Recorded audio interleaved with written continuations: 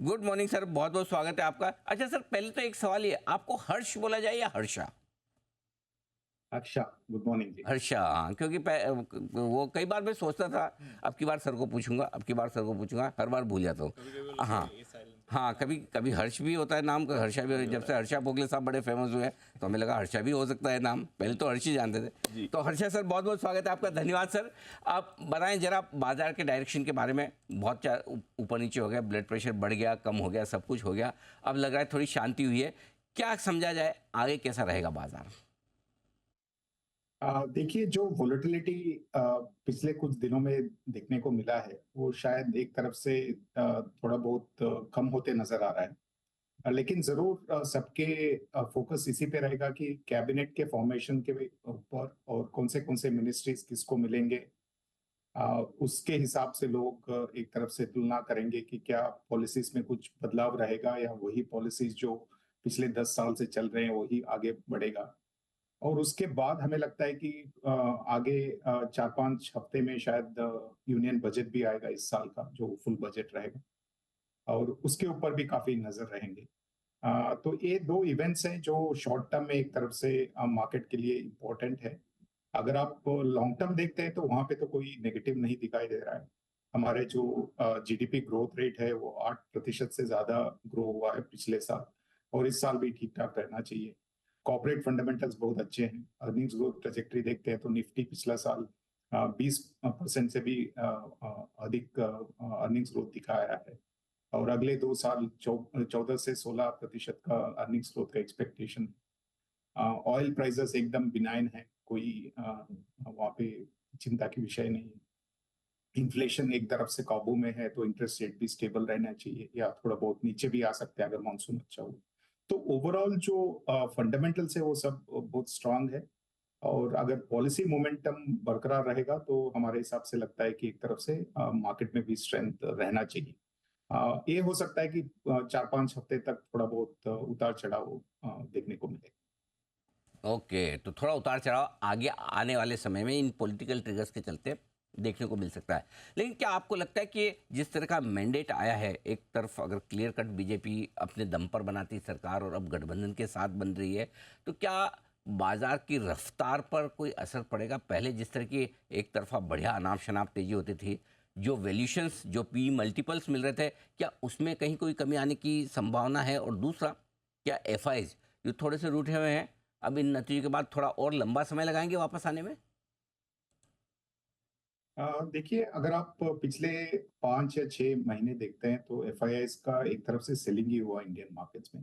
कुछ हफ्ते तक खरीदते हैं, लेकिन अगर ओवरऑल अगर नंबर देखते हैं तो वो नेगेटिव है।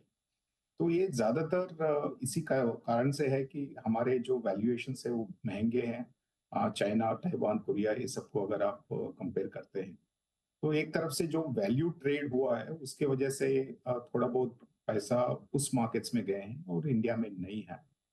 लेकिन अगर आप स्ट्रक्चरल इन्वेस्टमेंट्स की बात करते हैं तो अगर एफआईआईस का अगर नेक्स्ट 3-5 इयर्स का इन्वेस्टमेंट होराइजन है, वो तो बिल्कुल इंडिया को नजरअंदाज नहीं कर सकते। तो हमारे हिसाब से कहीं ना कहीं जाके रिवर्सल देखने को मिलेगा। अ, क्या पी डी रेटिंग होगा या री रेटिंग होगा, उसके ऊपर तो लगता है कि बजट और थोड़े बहुत पॉलिसीज के जो एक रोड मैप मिलेगा उसके बाद ही पता चलेगा। लेकिन हमें लगता है कि मेजर जो पॉलिसी मोमेंटम है उसमें कोई बदलाव नहीं रहेगा। हो सकता है कि थोड़ा बहुत ट्वीक्स इधर उधर हो सकते हैं पेरीफेरी में, लेकिन जो मेन फोकस है, जैसे कि अफोर्डेबल हाउसिंग हो गया, इंफ्रास्ट्रक्चर डेवलपमेंट हो गया, पावर सेक्टर्स में जो एक्सपेक्टेड इन्वेस्टमेंट्स हैं, मैन्युफैक्चरिंग पे जो फोकस है, ये सब तो कंटिन्यू रहेगा। तो उस हिसाब से लगता नहीं है कि बहुत ज्यादा प्राइस टू अर्निंग्स मल्टीपल पे या वैल्यूएशन मेट्रिक पे बहुत फर्क पड़ेगा।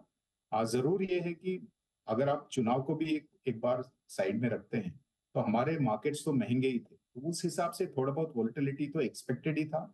और शायद ये जो एग्जिट पोल के बाद जो नतीजे आए उसमें वो एक ट्रिगर मिल गया। लेकिन अदरवाइज इकोनॉमिक फंडामेंटल्स और कॉर्पोरेट फंडामेंटल्स तो अभी भी बहुत अच्छे चल रहे परफेक्ट सर। अच्छा सर, अब चुनाव के बाद क्या किसी तरह के कोई बदलाव आप पोर्टफोलियो में कर रहे हैं? कहीं कोई सेक्टर्स हैं ऐसे हैं जहां वजन बढ़ा रहे हैं, कहीं एक्सपोजर कम कर रहे हैं? क्या स्ट्रेटेजी है आपकी?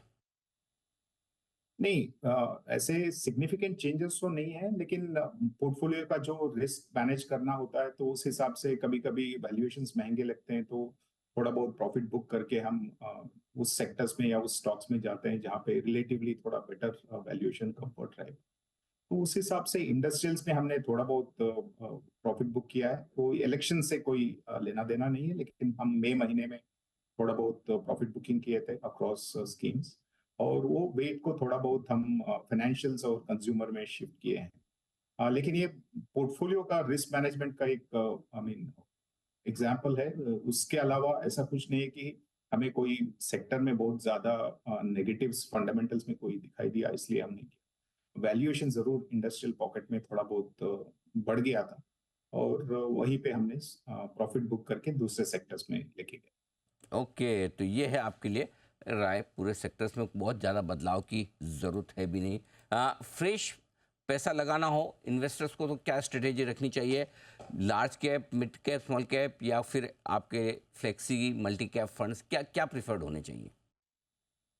देखिए, अगर आप वैल्यूएशंस को देखते हैं तो लार्ज कैप जो वैल्यूएशंस है वो बिल्कुल हिस्टोरिकल एवरेजेस के थोड़ा बहुत ऊपर नीचे चल रहे हैं, तो वहां पे बहुत ज्यादा वैल्यूएशन रिस्क नहीं है। अगर आप लमसम भी करना चाहते हैं तो लार्ज कैप या लार्ज कैप ओरिएंटेड फंड्स जो हैं, फ्लेक्सी कैप हो गया या मल्टी कैप हो गया, वहां पे इतना रिस्क नहीं दिखाई देता है। लेकिन आपको अगर सिर्फ मिड कैप या स्मॉल कैप में निवेश करना है तो हमारे हिसाब से लगता है कि थोड़ा बहुत स्टैगर्ड अप्रोच रखने चाहिए, और इन्वेस्टमेंट होराइजन भी लंबा होना चाहिए, क्योंकि एक करेक्शन के बाद भी उस सेगमेंट में वैल्यूएशंस महंगे हैं। तो कोई भी कारण से वहां पे करेक्शंस आ सकते हैं, साइडवेज मार्केट मूवमेंट दिखाई दे सकता है।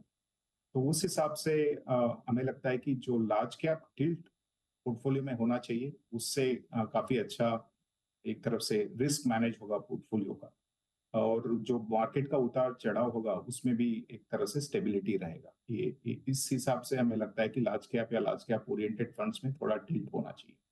परफेक्ट, तो ये आपके लिए राय इस वक्त आती है। बहुत बहुत धन्यवाद हर्षा उपाध्याय साहब, आपने समय दिया धन्यवाद। और विस्तार से हमें बताया।